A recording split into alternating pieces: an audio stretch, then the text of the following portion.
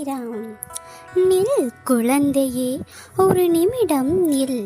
நீ ஓடிக்கொண்டே இருக்கிறாய். உன் மனமும் உன் வாழ்க்கையும் நீ தவறு செய்து விட்டாய். ஏனெனில் என் சொல்லை நீ கேட்கவே இல்லை என்று சாய்பாபா உன்னை நிறுத்தி பேச விரும்புகிறார். சாய்பாபா சொல்கிறார், குழந்தையே, நான் உனக்கு பல முறை எச்சரிக்கை கொடுத்தேன். அமைதியாக சின்ன அறிகுறிகளாக மனசுக்குள் வரும் குரலாக. ஆனால் நீ அவசரமாக பிடிவாதமாக உன் வழியிலேயே சென்றாய். நீ செய்த தவறு பாவமில்லை, அது அவசரம். நீ கேட்க வேண்டிய ஒரு வார்த்தையை நீ புறக்கணித்தாய். நீ நிறுத்த வேண்டிய இடத்தில் நீ தொடர்ந்து நடந்தாய். சாய்பாபா சொல்கிறார், சில தவறுகள் வழி கொடுப்பதற்கல்ல, விழிப்புணர்விற்காக. இன்று சாய்பாபா கோபமாக இல்லை, ஆனால் வருத்தமாக இருக்கிறார். நீ விழுந்ததை பார்த்தேன், ஆனால் நீ விழாமல் இருக்க நான் முன்பே சொன்னேன். நீ கேட்காதது என்னை வலிக்கச் செய்தது. அந்த தவறு செய்த நாளிலும் நான் உன்னை விட்டு விலகவில்லை. நீ அழுத போதும், நீ குழம்பிய போதும் நான் உன் அருகில் தான் இருந்தேன். சாய்பாபா சொல்கிறார், நீ கேட்கவில்லை என்பதால் நான் உன்னை கைவிட மாட்டேன்.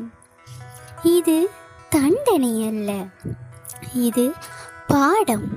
நீ இப்போது புரிந்து கொண்டால் இதே தவறு மீண்டும் வராது. நீ என்று தாழ்ந்தால் நாளை உயர எளிதாகும். சாய்பாபா மெதுவாக சொல்கிறார், இன்னும் நேரம் இருக்கிறது. திரும்பு. அந்த முடிவில் இருந்து, அந்த மனிதரிடமிருந்து, அந்த தவறான பாதையில் இருந்து திரும்பும் ஒரே முடிவு உன் வாழ்க்கையை காப்பாற்றும். இப்போ உன் மனசுக்குள் சாய்பாபா, நான் தவறு செய்து விட்டேன்னு சொல்லு. அதுவே போதும். மன்னிப்பு அங்கேயே தொடங்குகிறது. சாய்பாபா சொல்கிறார், நீ விழுந்த இடத்திலிருந்து நான் உன்னை எழுப்புவேன்.